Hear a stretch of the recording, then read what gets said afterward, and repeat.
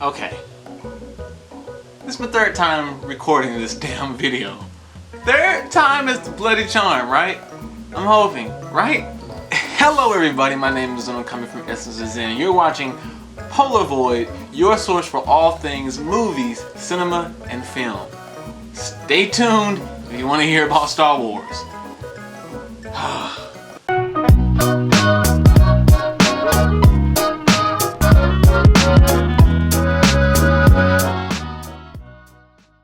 First thing on our list is Star Wars Rogue One might be having a really bad time filming. Based on the rumors from the credible source Making Star Wars, a place that has been known to be correct about many things, yet I'm still going to take the information with a grain of salt. Not necessarily that's what's happening is true, but rather the reasoning behind it. But it's reportedly stated that Star Wars Rogue One is basically using the summer to reshoot nearly half of the entire movie, about 40% or so, due to allegedly the Disney executives not being happy with the reactions of majority of the people from a test screening. Now, it's always difficult to pull the truth out of these types of information, mainly for the fact that anytime you have a movie talking about reshoots, it's always revolving around negative press, right? Because everyone likes to spin it in a negative manner. You can look back at the DCEU's Suicide Squad. When they talked about the reshoots, everyone was always up in arms saying, oh, they're gonna make it so much brighter. However, allegedly the director stated that it was for adding more scenes and adding more of the character stuff because the DC executives liked the information. Now, the same way here, that this could be that, or it could be anything else, or it could just be a negative news outlet.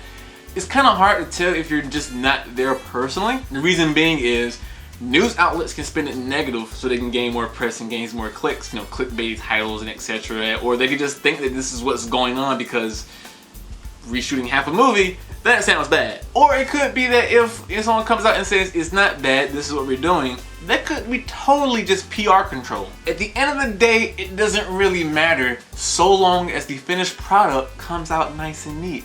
That's my take on it. I don't give a so long as the movie comes out nice. Especially for the fact that movies always have reshoots. Always. Next on our list is the fact that an original Ghostbuster saw the new Ghostbuster and loved it. Now, it comes to no surprise when one of the OG Ghostbusters himself, Dan Aykroyd, I think I'm saying his last name correctly, I could be horribly butchering it, stated that he saw the movie, loved it. Apparently he's going to make a cameo in it, so is Bill Murray. I'm not sure if they're going to play the same characters from the original Ghostbusters movies or if they're playing people who are new, because I'm not sure if this is actually necessarily a sequel in the future or a complete reboot of the franchise. That's still yet to be completely seen. Disregarding all of the statements made by the director, the writers, and etc. because, again, PR. On the other side of this particular table, you can also say that Dan Aykroyd, who is an original Ghostbuster, who also has a foot in the film, I would say hand, but I'm saying foot instead. So he may just be saying this just because he has a stake in the movie, a stake in the franchise, and wants to hype it up so it can have a good start for the beginning of the movie. Now, I know a lot of people are complaining about the movie for various reasons. Now, I'll give you one benefit of the doubt. If you say that you saw the trailers, you didn't like the trailers, so therefore you don't think you like the movie, reasonable. If you think that, you know, the movie is based off of nostalgia grabbing, trying to milk a franchise just for the sake of something that's already been created, also reasonable.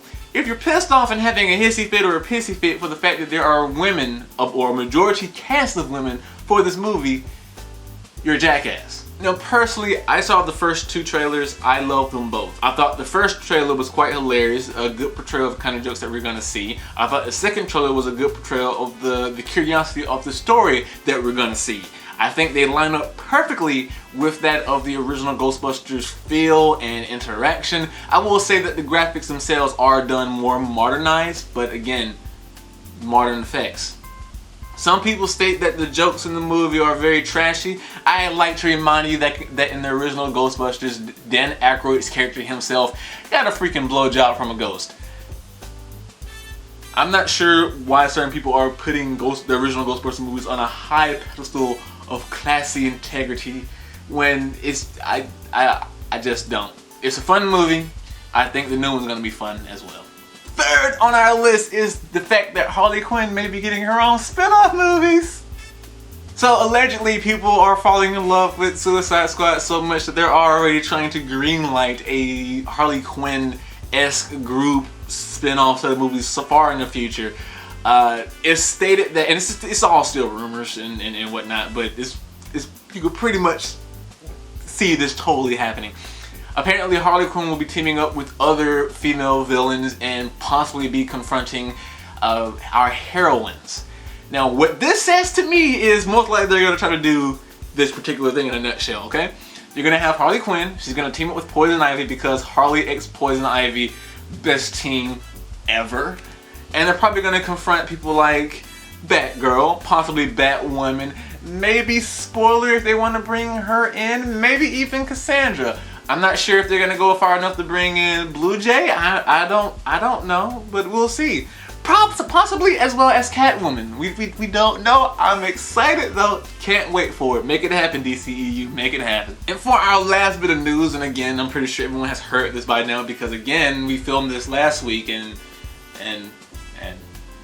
there's time to charm. The director behind the movie Dope, which is a movie that came out in 2015, a phenomenal movie. It was a big hit, phenomenal movie. I highly recommend you go see it. It's on Netflix right now, I do believe. The director of that movie, director Rick Famuyiwa, is taking the helms of the Flash movie. Now if you don't remember, the Flash lost its original director, Seth Grahame-Smith, due to creative differences, which could also mean that the DC executives wanted a more experienced director to take the helm, or maybe that Seth himself didn't feel confident and left the project. It could mean many things. But everyone was very curious as to who would take over the movie in terms of the directing spot. And 2 weeks ago, we saw that the director Rick Famuyiwa started following, I do believe, Ezra Miller as well as Ray Fisher, both playing The Flash and Cyborg.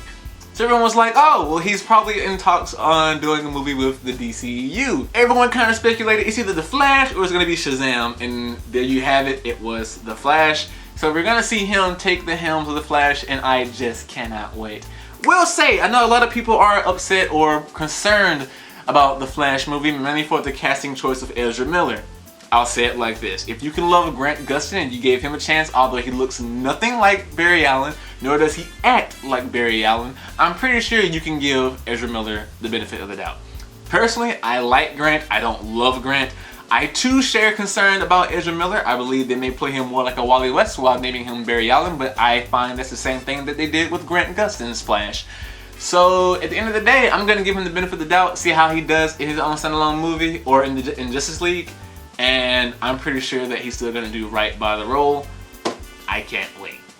If you're like me, you enjoy losing a bunch of time searching Amazon for various gadgets and gizmos and trinkets and bobs and bits.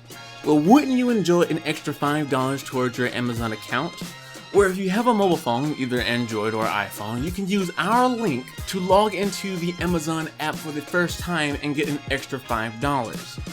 If you want to support Essence of Zen, I highly recommend you do this. It doesn't hurt. All you have to do is click the link and follow the 2 instructions. If you are eligible for the extra $5, it will be added to your Amazon credits. So give it a shot. You're helping us out and you're also getting an extra $5 in your pockets. That does it for Polaroid News. What are your opinions? Leave them in the comment section below. I'm very tired. I cut a lot of stuff out just because this is the 3rd time filming this damn video.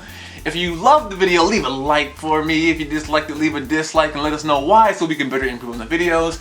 Subscribe if you want to see more. Let me know what kind of more coverage in terms of Polaroid News-esque things you'd like to see. Expect the Zootopia review to release sometime soon whenever we finish doing the scales for the new rating systems and etc. And remember to share the videos with your friends so they also know what's going on with movies ranging around from the MCU, DCEU, Disney, Pixar, etc. I'll see you all in the next video. I've been Zen, Essence of Zen.